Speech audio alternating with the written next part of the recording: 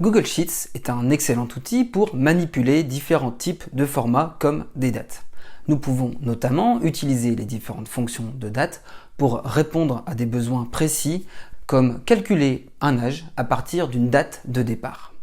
Par exemple, pour calculer l'âge précis de son enfant par jour, mois ou encore année, ou encore dans le cadre professionnel de connaître le temps précis passé sur un projet depuis sa date de départ. Pour cela, nous allons utiliser dans ce tutoriel deux fonctions intéressantes à connaître, à savoir la fonction dateDiff et aujourd'hui. Bref, voyons ainsi ces cas d'usage directement depuis Google Sheets. Donc dans ce cas d'usage, nous allons définir la différence de plusieurs façons entre une date de début de naissance, ici le 12/08/2021, jusqu'à la date du jour, c'est-à-dire ici 05/10/2022.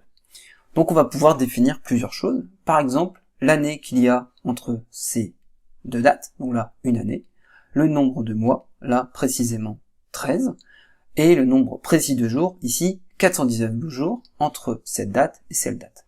On peut également le définir d'une autre façon, c'est-à-dire en année, mois, jour. Ici, la différence entre ces dates, ça fait une année, un mois et 23 jours. Alors voyons maintenant comment définir toutes ces différences. Pour cela, hop, j'ouvre tout de suite mon champ de démonstration et on va taper les différentes fonctions ici. Donc on va notamment utiliser principalement la fonction dateDiff. Donc ici, je tape égal et dateDiff. Voilà, donc ça nous précise la différence entre deux dates. Voilà. Tout d'abord, on va définir la date de début, qui est ici D10, voilà, point virgule. Ensuite, on va définir la date d'aujourd'hui.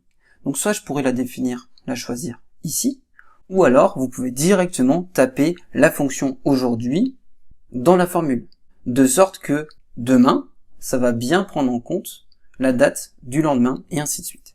Donc là, pour cela, je n'ai qu'à taper aujourd'hui, voilà, on la retrouve directement. Donc la date actuelle sous forme de valeur de date, et en fait, pour la garder, je n'ai qu'à fermer la parenthèse. Ensuite, point virgule, et là, je vais définir l'unité. Alors, pour l'unité, pour vous montrer plus en détail, alors je vais taper ici, voilà, et je vais récupérer l'aide. Donc on va cliquer sur en savoir plus. Voilà. Et ici, en fait, si je veux avoir l'année, je vais redescendre pour vous montrer, on a directement toutes les informations ici, et en fait, je n'ai qu'à spécifier comme unité le Y, c'est-à-dire le nombre d'années complètes entre la date de début, donc ici, la date qui est bien marquée ici, et la date de fin, donc si je ferme, qu'on a ici directement, qui est bien aujourd'hui. Donc là, en fait, je n'ai qu'à définir entre crochets, Y, voilà, je ferme ma parenthèse, entrée. Et voilà, on a bien le bon résultat. Je vais faire la même chose pour les mois. Donc là, directement, je ne vais pas perdre de temps. Je vais bloquer ici les lignes avec un $, en utilisant ici une référence mixte. Je valide avec entrée. De sorte que maintenant, je vais appliquer cette fonction au mois et au jour, et on va la modifier ensuite au fur et à mesure. C'est-à-dire, j'applique comme ceci. Donc là, évidemment, le problème, c'est qu'il a modifié mes mises en forme. Pour récupérer la bonne mise en forme en couleur que je souhaite, je vais la sélectionner ici, utiliser le rouleau de peinture et la réappliquer juste en dessous, voilà, comme ceci. Alors, maintenant, je vais définir le mois. Donc pour ceci, l'unité, c'est très simple, ça va être du mois, donc au nombre de mois complet, donc c'est ici M. Voilà, entrée, j'en ai 13. Et nombre de jours, c'est le D pour day, évidemment. Je vais modifier ici des entrées. Et voilà, j'ai directement ici mes différences précises en année, mois et jours. Maintenant, plus compliqué, on va définir les options en termes année, mois et jours. Alors là, évidemment, notre fonction va être plus longue. On va recommencer directement ici, on se place, on va utiliser plusieurs fois la fonction dateDiff et la fonction aujourd'hui, et on va séparer tout ça pour avoir une belle mise en forme ici. Donc je commence évidemment avec l'année. Donc la même chose, dateDiff, voilà. Ensuite, on va avoir à nouveau la valeur de départ qui est ici, voilà. Ensuite, point virgule, et là la date d'aujourd'hui, donc comme on a vu déjà, aujourd'hui, voilà. Je ferme ma parenthèse et là je vais récupérer mon année. Point virgule, et là donc je veux le nombre d'années en fait entre les deux dates, donc ça on sait déjà le faire, comme on vient de le voir, entre crochets, hier, voilà, et je ferme. Ensuite, on va vouloir mettre un espace, année, et un autre espace, et ensuite attaquer le mois, et la même chose pour les jours.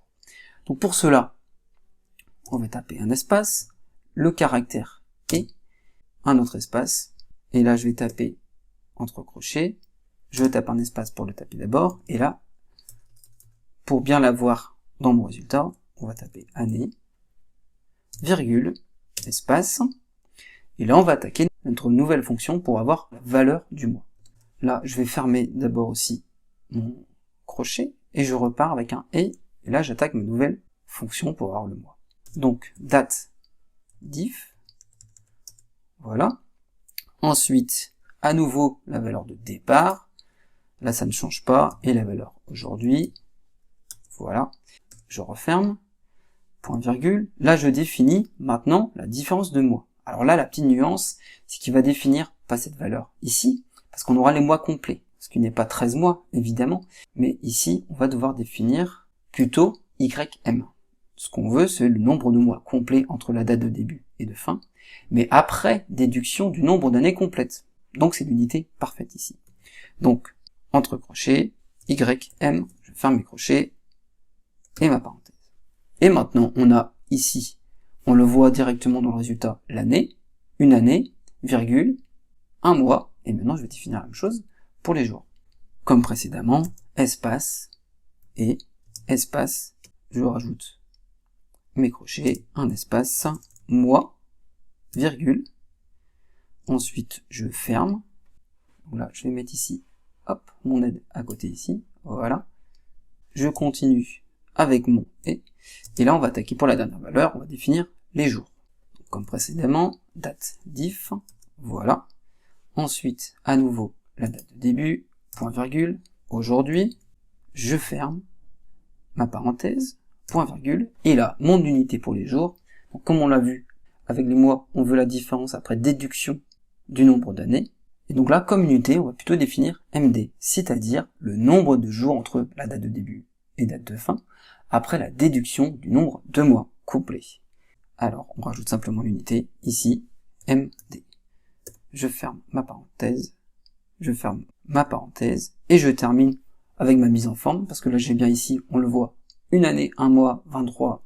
On va donc rajouter jour, et espace crochet, espace jour. Je ferme mon crochet, et je suis tout bon, je n'ai plus qu'à valider avec entrée. Et voilà, j'ai bien directement ici mon résultat. Donc comme vous le voyez, on vient de voir en détail comment définir la différence entre une date de départ et une date de fin, qui soit par exemple déjà définie, qui ne doit pas bouger, ou encore une date de fin qui va bouger, grâce, comme on l'a vu, à la fonction aujourd'hui. Voilà pour ce tuto sur des fonctions de date pour définir le temps passé à partir d'une date de naissance ou de départ. Enfin, n'hésitez pas à liker la vidéo et à vous abonner à la chaîne pour être informé des dernières publications. Merci d'avoir suivi cette vidéo, portez-vous bien et à bientôt.